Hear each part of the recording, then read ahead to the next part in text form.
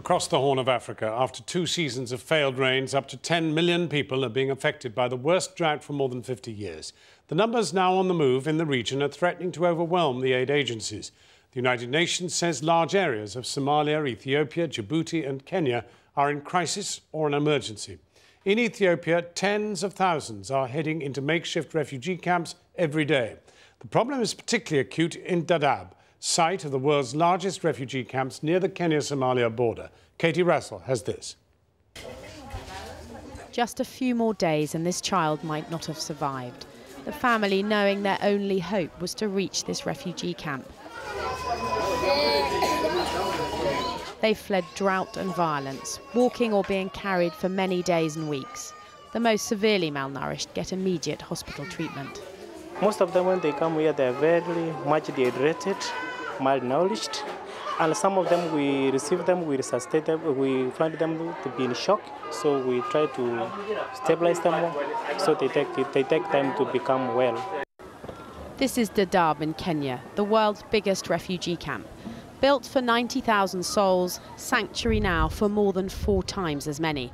As the drought worsens in this region, the numbers arriving here have gone up dramatically. Actually, in the previous days we were receiving 200 families in a day, but now it is going up to 1,000 in a day. The drought is focused in the Horn of Africa on the east of the continent. 8 countries are suffering, with the most critical areas in Kenya, Somalia, Ethiopia and Djibouti. At the camp in Dadaab, some 367,000 people have sought refuge, many from neighbouring Somalia. But in total, some 10 million people in the region are estimated to need urgent humanitarian assistance. People like 33-year-old Hajira Mohammed and her 5 children.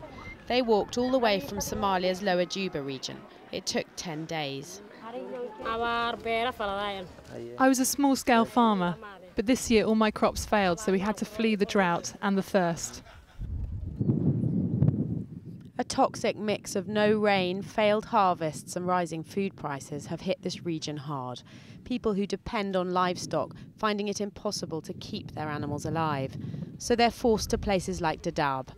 Hajira and many like her have been waiting here 2 weeks outside the main camp. Channel 4 News has been told families are being kept up to 30 days before they can register in Dadaab.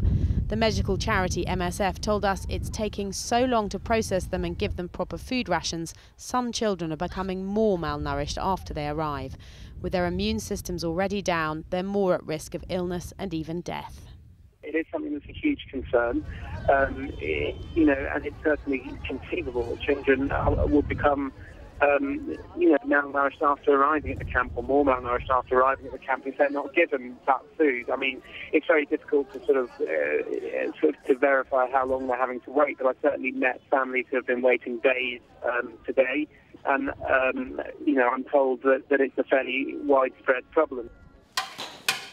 The delays are being blamed on the sheer numbers of people arriving in Dadaab. Save the Children will tomorrow launch an emergency appeal for funds to help youngsters facing starvation across this part of Africa. Katie Russell reporting.